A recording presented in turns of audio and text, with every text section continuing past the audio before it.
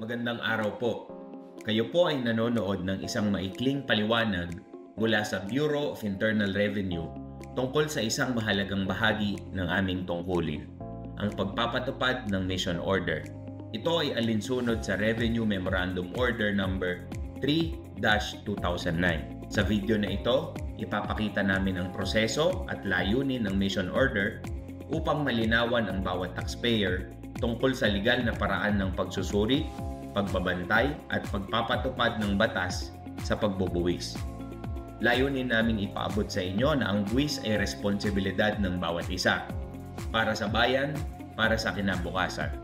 Ang unang hakbang ay ang paglabas ng Mission Order mula sa Regional Director. Ito ang nagsisilbing legal na otorisasyon ng mga revenue officer upang magsagawa ng surveillance, stock-taking at fraud investigation sa negosyo. Kapag kami ay dumating sa lugar ng negosyo, magpapakilala kami ng maayos at ipapakita ang mission order. Bibigyan namin kayo ng kopya nito. Magandang araw po. Kami po ay mula sa BIR at may dala po kaming mission order upang magsagawa ng pagsusuri sa inyong buwis. Hinihingi po namin ang inyong pakikipagtulungan upang tiyakin na tama ang buwis na inyong binabayaran.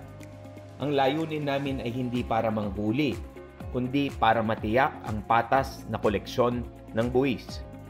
Sa ilalim ng Mission Order, kami ay nagsasagawa ng mga sumusunod: pagsusuri ng aktwal na benta at resibo, stock-taking ng paninda, obserbasyon ng operasyon ng negosyo. Ginagawa ito upang malaman kung tama ang deklarasyon ng kita at gastos. Sinisiguro ng BIR na ang lahat ng aktibidad ay dokumentado at may respeto sa karapatan ng taxpayer. Ang proseso ay sinasagawa ng may transparency at objectivity. Ipinapaalam sa taxpayer ang proseso at binibigyan sila ng kopya ng mission order. Layunin naming makamit ang makatarungan at maayos na pagbubuwis. Mga hindi dapat gawin. Ayon sa RMO 3-2009, ang mga paglabag na maaaring maging basehan ng suspensyon o temporary closure ng negosyo ay ang mga sumusunod: hindi pag-i-issue ng VAT receipt or invoice, hindi pagpaparehistro bilang VAT taxpayer, paggamit ng unregistered POS or cash register, maling deklarasyon sa vatable sales, pagbibigay ng maling impormasyon sa tax returns. Ang mga ito ay hindi simpleng administrative violations. Maaari rin itong maging basihan ng kasong kriminal tulad ng tax evasion, fraudulent reporting, at falsification of documents. Tanong, makakalusot ba ang hindi nagbabayad ng tamang buwis?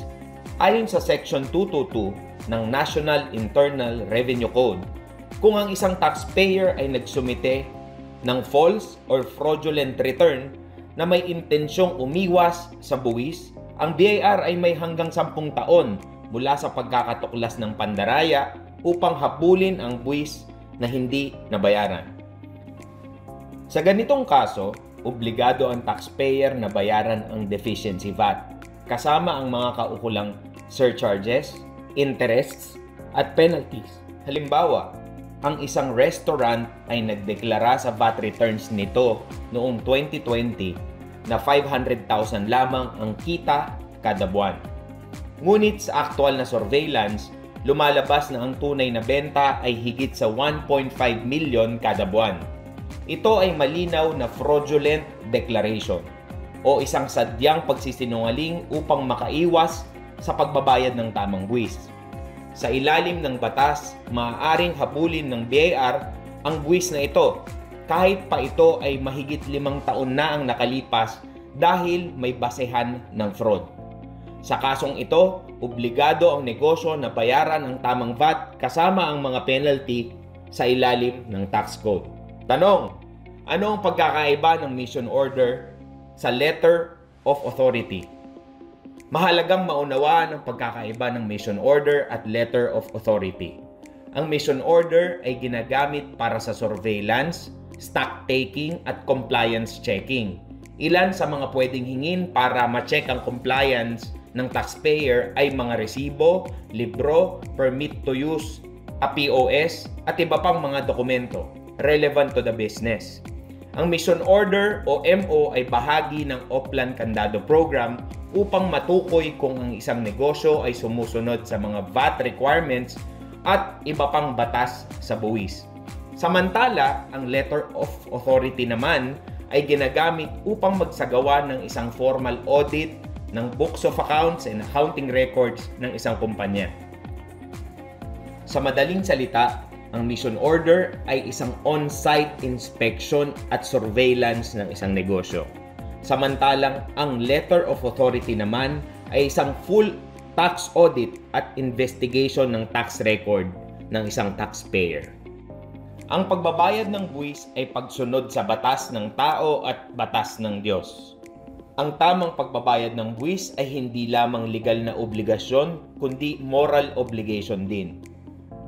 Ayon sa Roma chapter 13 verse 7, ibigay ninyo sa bawat isa ang nararapat sa kanya. Buwis sa dapat buwisan. Buwis sa kita kung nararapat. Paggalang sa dapat igalang at karangalan sa dapat parangalan. Ang buwis ang ginagamit sa paggawa ng kalsada, ospital, paaralan at iba pang serbisyo para sa publiko. Sa tulong ng surveillance at stock taking sa pamamagitan ng isang mission order, nais ng BIR na masiguro na ang bawat negosyo ay tapat sa pagbubuwis at sumusunod sa batas. Ako para sa bayan. Sa isang bansang nagsusulong ng kaunlaran, mahalaga ang bawat pisong buwis na tama at tapat na binabayaran. Ang BIR ay nananatiling katuwang ninyo sa pagtiyak ng transparency, due process at katarungan sa pagbubuwis. Naway magsilbing gabay ang impormasyong ito para sa mas maayos na pakikipag-ugnayan ng BIR sa aming mga taxpayers. Kaisa kayo ng BIR sa pagsusulong ng isang makatarungan at maunlad na Pilipinas, sapagkat ang buwis na tapat ay tagumpay nating lahat. Maraming salamat po.